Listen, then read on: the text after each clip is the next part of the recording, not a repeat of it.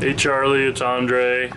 Greetings from the man cave, and this is my first video with a pretty cool little GoPro competitor that I just bought. It's called a Sony AS100V. It's like a more inexpensive, small little thing, so I thought I'd try it out and make this little video for you. So yeah, this is my little world down here. It's pretty cool. This is where everything goes down. So that's a 08 XCF KTM, a little more race oriented, has a Supercross engine in it by factory design for that bike. And then there's the new Husqvarna. So I'm going to just give you a little bit of a tour and a rundown here of the bike. So basically, here she is. I'll just cover everything, and hopefully this video won't take too long. But those are those Talon hubs, the original rotors that came with the bike. Has I think it's a 26 or 27 through axle here, big, wide through axle. Bearings were new when I when I took this from the old bike to the new. I replaced the front bearings, so you shouldn't have any issues there. And then these are a older style KTM guard, which is all the rage now. Like, you'll see that all the new KTMs have switched back to this because you can remove them without having to remove the whole fork. So if the later style where they're wraparound, you have to literally slide the whole fork tube out of there to replace them. So this is kind of the way to go. And so that's that front Talon wheel, literally not a single ding on it. The wheels are A60, or they might be Takasago XL signatures. I can't remember. They're either A60s or signatures, but they're like the same weight but much stronger, so they don't ever bend unless you really hit them hard. And they have stronger spokes, and I think there's more of them. So these things weigh like, I don't know, maybe a pound or something more than stock. And you do notice it. It's got a brand new ultra heavy duty 4mm thick tube in there, and it has ultralight Motion Pro rim locks that are in there that are super lightweight. You can see them there. This is like a better setup than you see on most other bikes where it's extended. You put the 13mm there. These wheels pretty much don't ever need balancing, even if you're running them on the road, just because they're so light and balanced by nature. And then the tires on here are ED77. They're like a hard dual sport off-road type tire. Still in pretty good shape here, you can see from the wear nubs. So you should never need that. And then I'll come up to kind of up here last. So I'll just run through everything else here. So basically, as we talked about, like, the bike is pretty much stock. All the wiring is stock and everything's labeled. Like, remember how I told you that there were 50 kilogram springs? I don't know if you can clearly read that, but it says 50 kilogram springs, 100 millimeters of oil in there. And I'll double check that before you come and pick that up, and I'll get everything set. So it should be pretty much turnkey if there aren't any issues. And we'll come back and we'll talk about suspension. So we'll talk about suspension at the end, and we'll talk about the setup with wiring and stuff up here and the rally setup. But basically we have D-Vol or radiator guards here. So I don't know if you can kind of see that bolt right there. There's an upper and lower, and that's what attaches these. It's pretty much brilliantly simple and very easy. Those are genuine KTM bolts keeping it, and that helps if you have any impact here. So even though you have these relatively thin radiator shrouds here, the factory KTM 6 days radiator shrouds, they're like about 60 bucks a set, pretty expensive for what they are. These were new when I put it on. It still will take an impact sideways. You can see it here. Let's see, this is the thermostat here. So if you look online, there shouldn't ever have any issues, but this is what triggers the fan off and on. There is a thermostat housing here, and the thermostat was actually eliminated, and that's how I bought the bike. And these bikes like to run a little hot. I don't know if this particular one does, but but it basically, the fan very rarely comes off because it's free flowing through there. So I think it's a preferred way to go. You can see the fan in there, and it's all, you know, pretty simple. Factory kickstart, water pump. This is the KTM hard parts. So also because they were running hot, KTM issued like a quote performance part. And again, it goes along with the theme of so many things upgraded on this bike. So there's a bigger water pump impeller and the spacer to allow for it. So that's kind of cool. And if you ever need to take the radiators off right here, it's hard to see, and this will all come in the manuals. It's hard to see, but there's a little copper washer there, so you just undo that one bolt and literally all the water comes out. So it's kind of cool. If you and then there's this bolt here where there's also a copper washer you can kind of see in there, and that's the one that if for some reason you need to do a top end or something, you just remove that thing and you can lock this thing in top dead center. So lock the motor in position so you can't start it by accident or something like that, which is kind of cool. And then there's the Fastway pegs. Due to your height, I think it's good that you have those, and those are like 120 bucks each. So I think that's good. And that's the clutch cover and clutch, oil pump, all that stuff is over here. There is an occasional issue. It's the one and only thing that I didn't do that I wish I'd known about when I was in there when I repaired the oil pump. Is that once in a blue moon, the bike won't start with the e-starter, even though it should, even though it's warm or whatever. And there's a thing where there's a gear that gets worn out, a plastic gear in there or something. And the Gatos Brothers, Gatos Brothers .com website has a whole write-up on it on how to fix that. It's like a $20 thing and doesn't take long. You just have to undo this whole side cover, all these little bolts. The secret is, I'll just show you, as just a good electric impact. Like this is a little Milwaukee one. You can see there's an 8mm here, so it spins. Very simple. Not a lot of torque, which is good, so you won't strip out the bike or anything. But if you ever do that, you just get one of those and you can zip this thing off and change any of that stuff really easily. So that's kind of cool. Let's see, like this is how meticulous it is. It talks about suspension settings. So because this is the 6 days model, it has a performance rear shock. So it has a compression and a rebound, high and low compression adjustments here. So there's one adjustment for rebound here, and then there's a compression clicker, so how much to adjust that there, and then you can turn this and you can adjust high and low through this. This is normally found on like Supercross models, but because this is a 6 days, it's got it. And then there's that progressive spring. It's called a PDS4.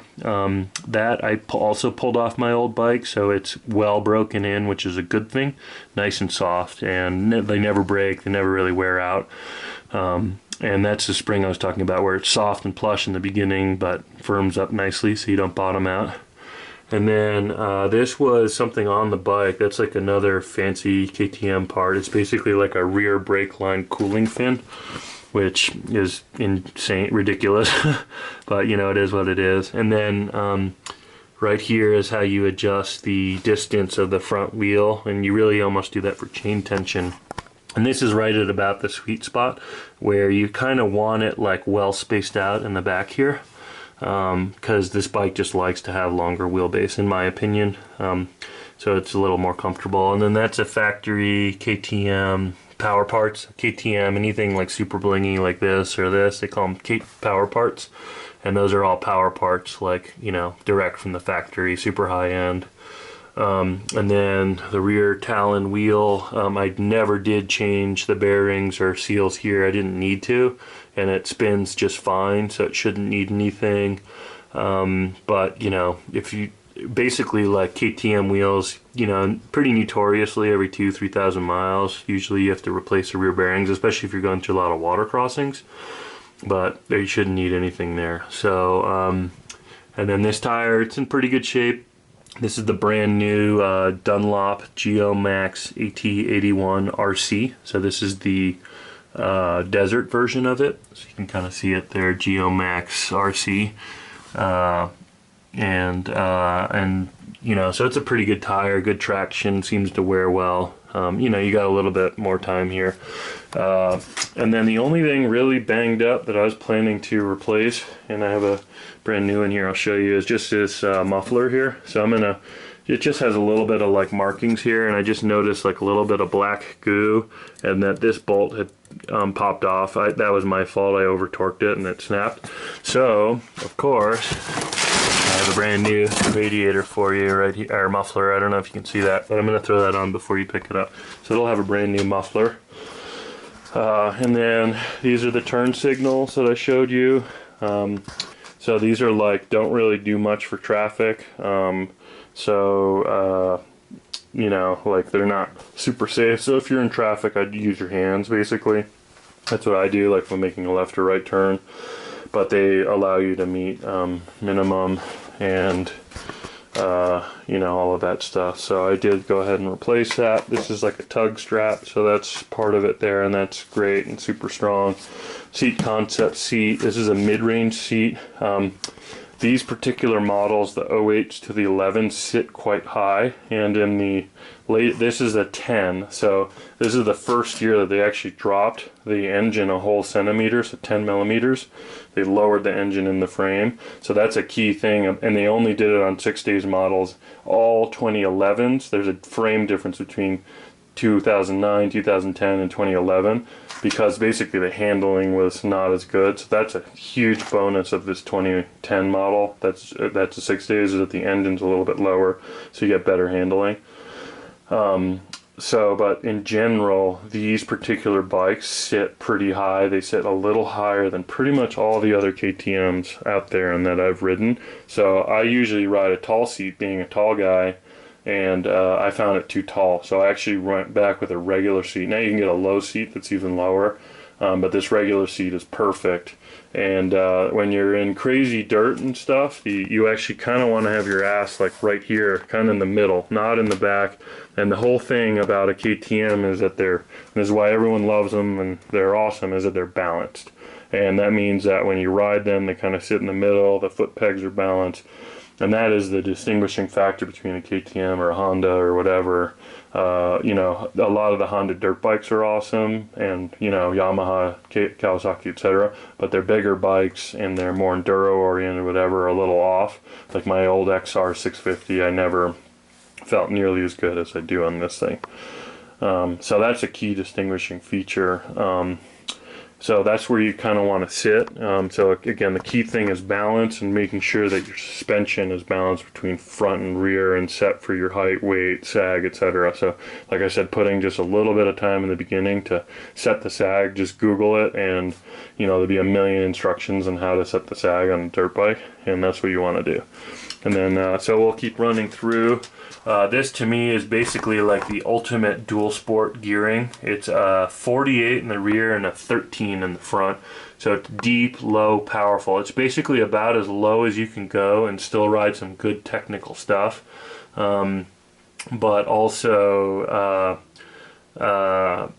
it's good because you can still go 80, 85, 90, no problem. So that to me is kind of the ultimate gearing. So you may disagree with that. You may want something faster. I don't think you particularly need anything lower, you know, unless you're riding some really crazy stuff. But it's a 13 in the front, and poor quality front sprockets, when they're 13 tooth, will wear out and booger up. I'll show you an example in just a second. You know, you want to make sure you keep a good eye on that, and if or when they replace themselves. So, you know, need to replace themselves, you just do it. So, you know, the common wear things, the biggest issue when you get into higher mileage, which this is just to show you, like, so yes, this bike has some miles, but this is the original front cog. So this bike came 1352, but it's because it's a 6 days model. So the 6 days model is designed to be the turnkey enduro bike that they literally go do the 6 days. It's called the IS whatever it is, International 6 Days Enduro, ISDE. And that's why it says like ISDE Portugal, because this year, 2010, The ISDE was in Portugal. It's basically the world championship, like hardest enduro event in the world, and that's what this bike is designed for. So it came with 1352, crazy low gearing, so a little bit too much, and especially for how deep and strong this bike is. So this was a 450, as it says there, and with that crazy low gearing. So that's how they compensated for what I call a 450 being like super strong. But you know, maybe that's only applicable to, you know, bigger guys like us, you know, bigger, taller guys like us. But you know, this bike at 1348 I think is perfect. Like I have not changed this gearing, and nor would I pretty much ever, but you're welcome to. So let me just show you a 13 cog. So there's a spare 13 there. I'm keeping that, but you know, because I'm gonna have to gear some other bikes, but I am gonna give you an extra 14, so that's a spare 14 that I'll give you, and that way you can gear it up. But if you don't pay close attention, or you buy like a piss poor quality front one and you wear it out, this is what'll happen. Literally the teeth will snap off. And that actually got me home, amazingly. That was years and years ago. I keep it on the wall just as a souvenir, but you know, that's the one and only thing that you want to watch out for. So the chain, this thing, the rear cog sprocket is in great shape. This is a Chirby chain guide, so that's a replacement, and that's in great shape. I replaced that right off the get-go, even though the bike only had 24 hours on it. So the wear parts you have to be concerned about if you want to just make sure your bike lasts basically a long time. But in addition to the engine, is just keeping an eye on that sprocket, and then these chain guards, chain sliders here. So these can wear out, and then it can wear right through the frame. So you can see there, it's, you know, for the most part in pretty good shape, good wear marks, etc. KTM makes a hard part thing that is like a protector of this, totally unneeded. Once I actually did lose the chain, and it balled up in here, just as it should have, and this factory guard here totally did its job. So it's fine there. So when I upgraded the oil pump, so you know, as you're aware, these have separate sumps. There's a drain right there. I pulled the skid plate just so you can see it, but on the left is the engine oil, and on the right is the transmission oil, and you'll see there are metal screens in there. And back in the days of KTM's like 02 to 07 and RFS engine, it would be really common that there'd be metal shavings and stuff in there, and that's kind of gone away. So you know, KTM's have gotten better in their engines and tolerances, so you don't really see them anymore. But you know, if you do see a little bit of metal in there, it's not that big a deal. If you see a lot of metal in the screens down here, you know, that's kind of a big deal. So you want to pay attention to that. And then this is the oil setup. So I put a super blingy oil pump cover there. When I replace that, you'll never have to go in there. This is the motor oil side, and that's the fill, and that's the sight gauge for it, and the stator, so what powers all the electricity for the bike is in there. And you can see, I don't know if you can tell, but that looks fairly fresh. These are newish wires, not a lot of wear and stuff, and that's because I replaced the stator and it has a new cover. So the stator is a Trail Tech model, has receipts, all that, has a warranty. It's totally solid and did not let me down. So that's a 200-watt stator now, so you could power any light you want, basically anything you need pretty much off of that.